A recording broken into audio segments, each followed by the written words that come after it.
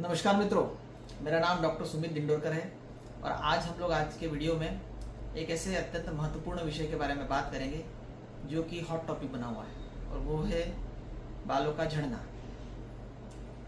बालों के झड़ने के बारे में आपको नेट पर कई चीज़ें मिल जाएंगी। जिन लोगों के बाल झड़ रहे हैं, जो गंजेपन से ग्रस्त हैं, वो लोग अलग अलग प्रकार के तेल शैम्पू यूज़ करते रहते हैं, अलग अलग प्रकार की बातें करते रहते हैं। बहुत सारी टेक्निकल बातें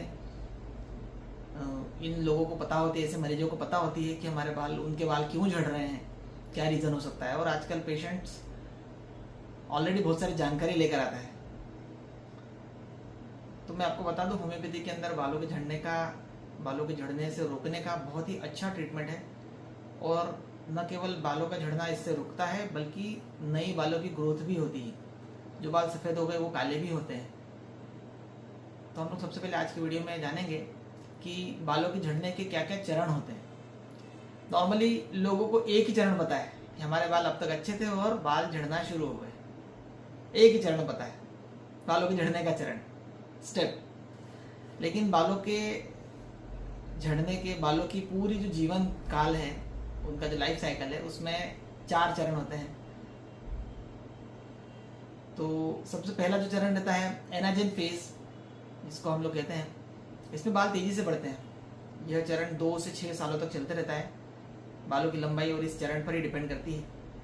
दूसरा जो फेज रहता है वो छोटा सा फेज होता है, जब एक बालों की जो जड़ रहती है उसकी ग्रोथ थोड़ी सी स्लो हो जाती है और वो थोड़ी सी सिकुड़ने लग जाती है। 2 से 3 सप्ताह कह सकते हैं मोस्टली हम लोग इसको कहते हैं केटाजेन फेज।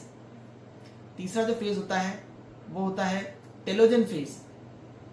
टेलोजन फेज के अंदर ये लगभग 3 महीने तक चलता है ये चरण, और इसमें बाल अपने स्थान पर रुका रहता है और उसकी जड़ के पास में एक नया बाल भीतर तैयार होने लग जाता है। अंदर बाल अपने जगह पर बना रहता है, अभी तक बाल झड़ा नहीं। और झड़ने वाली जो चौथी स्टेज है एक्सोजन फेज, चौथा चरण है। इसमें बाल, पुराना जो बाल है वो गिर जाता है और जो नया आया हुआ बाल रहता है वो उसकी जगह पर आ जाता है। इस प्रकार से बालों का पूरा साइकिल चलते रहता है। लेकिन लोगों को, जैसे मैंने बताया, लोगों को केवल एक ही चरण पता है कि सर डॉक्टर साहब हमारे बाल झड़ रहे हैं। एक ही चरण पता है। अब तक इतने जो अच्छे बाल रहे हैं बचपन से लेकर उनकी एक पर्टिकुलर एज तक, या जब तक बालों को न्यूट्रिशन मिला, या जब तक बालों के झड़ने का कारण नहीं रहा, तब तक वो वाला फेज नहीं देख रहे हैं। वो केवल एक ही फेज देखते हैं, बालों के झड़ने वाला फेज। ठीक है, तो अगर हम लोग ध्यान दें कि यदि शरीर में असंतुलन है, इम्बैलेंस है, तो एनाजेन फेज जो रहता है वो छोटा हो जाता है। और टेलोजन वाला जो फेज है, वो टेलोजन वाला और एक्सोजन वाला फेज वो लंबा हो जाता है। मतलब जब बालों की ग्रोथ रुक जाती है और नया बाल उसमें से आने लगता है वो, और बालों के झड़ने का क्रम।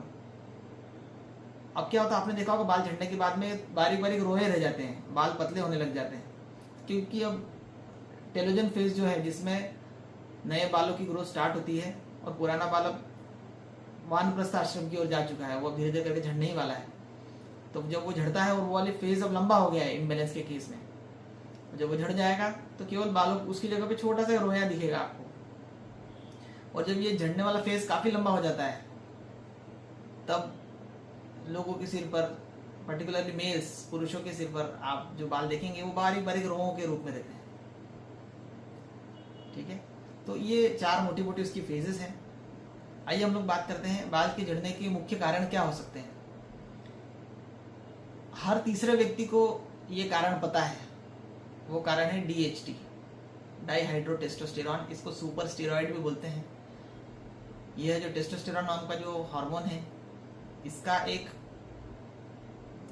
आगे उसका जो मेटाबॉलिज्म होता है, उसके बाद में जो डाईहाइड्रोटेस्टोस्टेरॉन में जब वो कन्वर्ट होता है, तो ऐसा बताते हैं, ऐसा कहते हैं कि ये जो डाईहाइड्रोटेस्टोस्टेरॉन है, जिसको सुपर स्टेरॉइड भी कहते हैं, ये बालों के झड़ने का मुख्य कारण है। ये ऐसा हार्मोन है, ये पुरुषों की बालों की जड़ों को सिकोड़ देता है, पतला कर देता है, जिससे बाल पतले होकर झड़ने लग जाते हैं। और ये पुरुषों के बाल झड़ने का मुख्य कारण है। मेल पैटर्न ऑफ बाल्डनेस, उसका ये मेन कारण है। ये दूसरा हम लोग देखते हैं पोषण की कमी, न्यूट्रिशन। बालों को बायोटीन, जिसको विटामिन B7 कहते हैं, वो लगता है बालों की इस, जो हम लोगों ने अभी साइकिल, जो 4 अलग अलग हम लोगों ने फेजेस देखे बालों के जीवन काल में, उसमें बायोटीन का बहुत इंपॉर्टेंट रोल है। इसके अलावा zinc, iron, vitamin D, calcium, ये सबसे महत्वपूर्ण चीज़ें हैं। प्रोटीन, अब देखिए ये जो 4-5 चीज़ें मैंने बताई विटामिन B7 को छोड़कर, जिंक, आयरन, कैल्शियम, प्रोटीन, तो ये जो चीज़ें रहती हैं ये हेवी रहती हैं, इनको पचाना थोड़ा सा कठिन होता है। हम लोग इस विषय पर भी बात करेंगे कि इनको किस प्रकार से पचाने के लिए क्या क्या हेल्प की जा सकती है। पर हम लोग अभी बालों के झड़ने के बारे में अगर कारणों की बात करेंगे, तनाव, टेंशन एक बहुत बड़ा कारण है, ये मैं तो कहूँगा सबसे बड़ा कारण है। और हम लोग आज इस वीडियो के अंदर स्पिरिचुअल हीलिंग के ऊपर भी बात करेंगे कि किस प्रकार से तनाव को दूर किया जाए और होम्योपैथिक और स्पिरिचुअल हीलिंग का आपस में क्या रिलेशन है, कुछ इस विषय पर भी बात करेंगे हम लोग। और बालों के झड़ने में किस प्रकार होम्योपैथिक बहुत कारगर साबित हो सकती है, हम लोग इन विषयों पर भी बात करेंगे। उसके अलावा अगर थायराइड इम्बैलेंस हो, कई हार्मोनल इम्बैलेंस भी रहता है, स्पेशली उन महिलाओं के अंदर या उन पुरुषों में जिनके अंदर फैट का प्रतिशत ज़्यादा हो, चर्बी का प्रतिशत यदि अधिक हो, तो ऐसे लोगों में महिलाओं के अंदर पुरुषों के हार्मोन्स ज़्यादा निकलने लगते हैं और पुरुषों के अंदर महिलाओं वाले हार्मोन्स ज़्यादा निकलने लगते हैं। उसका सबसे बड़ा जो प्रभाव पड़ता है वो बालों के ऊपर पड़ता है, बालों की ग्रोथ के ऊपर, हेल्थ के ऊपर पड़ता है। जेनेटिक्स एक बहुत बड़ा कारण है, बट ये आवश्यक नहीं है कि पिता यदि गंजे हैं या उनके बाल कम हैं तो बेटे के भी हो, बट ये एक फैक्टर हो सकता है। और आजकल क्या हो रहा है, एक और फैक्टर आ रहा है इसके अंदर कि केमिकल्स, रासायनिक खाद का जो प्रयोग किया जा रहा है, हम सभी आज वही उत्पाद खा रहे हैं, जीवन शैली बहुत अनियमित है, तो ये बालों का झड़ना एक प्रकार से लाइफस्टाइल डिजीज बन गया है। इसको भी हम लोग को ध्यान रखना बहुत आवश्यक है। अब आइए हम लोग बात करते हैं कि इसके अंदर होम्योपैथिक उपचार क्या क्या दे सकते हैं। होम्योपैथिक दवाइयाँ तो देखा जाए तो बहुत सारी दवाइयाँ बालों के झड़ने को रोकने के लिए। फॉस्फोरिक एसिड, जिसको एसिड फॉस कहते हैं, एसिड फॉस से लेकर कार्बोवेज, लाइकोपोडियम, नेट्रोम्यूर, सीपिया, सेलेनियम, और भी कई प्रकार की दवाइयाँ आती है, वेस्बाडेन से लेकर एम्ब्लिक ऑफिसिनालिस, जेबोरेंडी, चेरिडोनियम, ऐसी कई दवाइयाँ आती है और सब दवाइयाँ अलग अलग लेवल पर अलग अलग स्तर के हिसाब से काम करती हैं, उनके अलग अलग लक्षण आते हैं। कई लोग ऐसा बोलते हैं कि लाइकोपोडियम बहुत अच्छी दवा है बालों में झड़ने की, बाकी ऐसा कोई आवश्यक नहीं है। उनके अंदर देखना पड़ता है कि जिनको पेट या कब्ज की प्रॉब्लम है या गैस की प्रॉब्लम है, उनको लाइकोपोडियम, कार्बोवेज, ये दवाई ज़्यादा अच्छे से काम करती है। जिन लोगों की पर्सनैलिटी फॉस्फोरस वाली हो गया, फॉस्फोरस वाली पर्सनैलिटी के लिए आपको गूगल करना पड़ेगा, पर आप गूगल मत करिएगा, ये आपका काम नहीं है, होम्योपैथ का काम है कि किस पेशेंट की क्या पर्सनैलिटी है और उसके हिसाब से दवाइयाँ देना। तो उसको फॉस्फोरस की दवाई से बालों के झड़ने का प्रॉब्लम सॉल्व होगा। यदि मान लीजिए किसी प्रकार के वाइटल फ्लूइड के लॉस के कारण, जीवनी शक्ति के ह्रास के कारण या ओवर एक्सर्शन के कारण बाल झड़ रहे हो, तो सेलेनियम, एसिड फॉस, इस प्रकार की दवाइयाँ हैं। इस प्रकार से बालों के झड़ने के लिए कई प्रकार की दवाइयाँ हैं। बालों के झड़ने का एक बड़ा कारण रहता है डैंड्रफ। कई लोग बोलते हैं डैंड्रफ ऑटो इम्यून है, इसको सीबोरिक डर्मेटाइटिस भी बोलते हैं, बट उसको दूर किया जा सकता है होम्योपैथिक दवाइयों से। तो पहले हम लोग को जो अंडरलाइंग कॉजेस है डैंड्रफ, उसका इलाज करना पड़ता है और फिर बालों के झड़ने का भी साथ में उसका ट्रीटमेंट होता है। साइलिशिया, एसिड फ्लोर, थूजा, मॉर्क्सॉल, ऐसी कई दवाइयाँ हैं जो बालों के झड़ने में बहुत अच्छे से काम करती है। अब हम लोग बात करते हैं कि केवल दवाइयाँ देने से बालों का झड़ना रुक जाएगा क्या, या केवल न्यूट्रिशन लेने से बाल रुक जाएंगे क्या? कई प्रकार की हम लोग सलाह देते हैं ऐसे में पेशेंट को। यदि आपके भोजन में प्रॉपर न्यूट्रिशन नहीं आ रहा है तो हमको न्यूट्रिशन पे बात करनी पड़ती है। न्यूट्रिशन एब्जॉर्ब भी होना चाहिए, उसके ऊपर मेरी काउंसलिंग रहती है। और केवल एब्जॉर्ब करना यानी इंटेस्टाइन से ब्लड में आ जाए न्यूट्रिशन, उतना ही सफिशिएंट नहीं, वो बालों को बराबर मिलना चाहिए, सबसे इंपॉर्टेंट बात है। तो ये तीसरे फेज के अंदर होम्योपैथिक दवाइयाँ काम करती है और स्पिरिचुअल हीलिंग भी इसके अंदर एक बहुत इंपॉर्टेंट रोल प्ले करता है। और वो कब दिया जाता है, किन किन केसेस में दिया जाता है, मैं आपको थोड़ा सा उसके बारे में बताना चाहूँगा।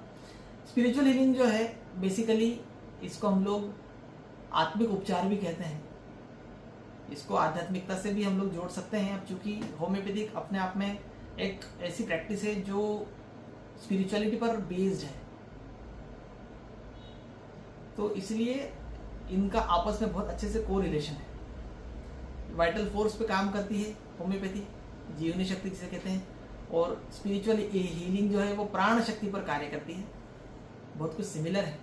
जीवनी शक्ति हमारे बॉडी के सेल्स को अलग अलग प्रकार के कामों के लिए हेल्प करती है एनर्जी के फॉर्म में। और प्राण शक्ति जो है, जो चेतना के रूप में है, वह कोशिकाओं का आपस में बांधे रखती है इस प्रकार से कि दोनों वो साथ में कार्य करें, है ना। सेल्स तो क्या है, सिंगल सेल ऑर्गेनिज्म भी है, और हम लोग जो है, हम लोग तो बिलियंस ऑफ सेल्स हैं हमारी बॉडी में, सभी एक साथ काम कर रही है ना। तो कोई एक प्राण शक्ति है जिसके द्वारा हम लोग बंधे हुए आपस में। डेथ होने पर देखिए सारी सेल्स डिकम्पोज होने लग जाती है, एक दूसरे का साथ छोड़ने लग जाती है। तो जब तक जीवित है व्यक्ति, वो प्राण क्या है, वो चेतना क्या है, क्या बोल के वो लाइफ फोर्स जो है वो अलग चीज है, और वाइटल फोर्स जो है वो हम लोगों को नॉर्मल जो एनर्जी के फॉर्म में जिसको माइटोकॉन्ड्रिया हम लोग कह रहे हैं, उससे थोड़ा और डीप। तो आध्यात्मिकता में भी अलग अलग प्रकार के शरीर कहे गए, सूक्ष्म शरीर, प्राण शरीर, ज्ञानमय कोश, इसको कोश कहते हैं हम लोग आध्यात्मिकता के अंदर। अन्नमय कोश, ज्ञानमय कोश, विज्ञानमय कोश, आत्ममय कोश, इस प्रकार से अलग अलग 5 कोश कहे गए हैं। तो एनर्जी के भी अलग अलग लेवल होते हैं। और हम लोग बात करते हैं स्पिरिचुअल हीलिंग के ऊपर। बालों के केस में अगर देखें तो हम लोग कुछ मेथड्स बताते हैं, जैसे क्राउन चक्रा हीलिंग, जिसको हम लोग सहस्त्रार ध्यान कहते हैं, मस्तक पर ध्यान करने को हम लोग कहते हैं। उसकी तरीका होता है वो मैं पेशेंट को बताता हूँ उस समय दवाइयों के साथ में, क्योंकि यदि सहस्त्रार का जो चक्र है, आज्ञा चक्र, सहस्त्रार चक्र, ये अगर प्रॉपरली चैनलाइज नहीं होंगे, इनके अंदर से एनर्जी प्रॉपरली चैनलाइज नहीं होगी, तो प्रॉपर पोषण बालों को मिल नहीं पाता है। जैसे कुंडलिनी शक्ति और 7 चक्र कहे गए हैं हिंदू धर्म के अंदर, सनातन धर्म के अंदर, तो यह कई बीमारियों से संबंधित भी है। इन चक्रों में यदि ऊर्जा आपकी स्टक हो जाए, और उसी पर आधारित है स्पिरिचुअल हीलिंग। छोटे से वीडियो में मैं ज़्यादा नहीं बता पाऊंगा आपको। हम लोग आगे बात करते, कई प्रकार के बीज मंत्र रहते हैं जो कि हम लोग बताते हैं पेशेंट को, ताकि स्कैल्प सक्रिय रहे, स्कैल्प में प्रॉपर पोषण मिलते रहे। कुछ विशेष तेल आते हैं इस प्रकार से, तेल चिकित्सा भी मैं बताता हूँ, और एक विशेष तेल भी हम लोगों ने बनाया हुआ है जो कि मसाज के लिए बहुत इंपॉर्टेंट है। कई लोग मार्केट में कई प्रकार के तेल मिल रहे हैं, कई प्रकार के आयुर्वेदिक जड़ी बूटियों वाले तेल मिल रहे हैं, पर आपकी स्पिरिचुअल एनर्जी को बूस्टअप करने के लिए और चक्रा हीलिंग के लिए या स्कैल्प के न्यूट्रिशन के लिए कौन सा तेल इंपॉर्टेंट है, ये कई लोगों को पता नहीं है। जिनको बहुत ज़्यादा डैंड्रफ का प्रॉब्लम है, उनको वो तेल कितनी मात्रा में देना है, क्योंकि डैंड्रफ जो है वो ऑयल के ऊपर, जिन लोगों की ऑयली स्कैल्प है उनके ऊपर ज़्यादा पनपता है। तो ऐसे लोगों को तेल देना चाहिए कि ऐसे लोगों को कुछ अलग से हम लोग क्वाथ देते हैं बालों के केस में। ये बहुत डिटेल और बारीक बात है, ये पेशेंट टू पेशेंट वेरी करता है। पेशेंट जब सामने रहते हैं उसी समय हम लोग इस पर बात करते हैं। तो उन विशेष तेलों से भ्रुकुटी पर या मस्तक पर मसाज की जाती है, अलग से मंत्र उस समय बताए जाते हैं।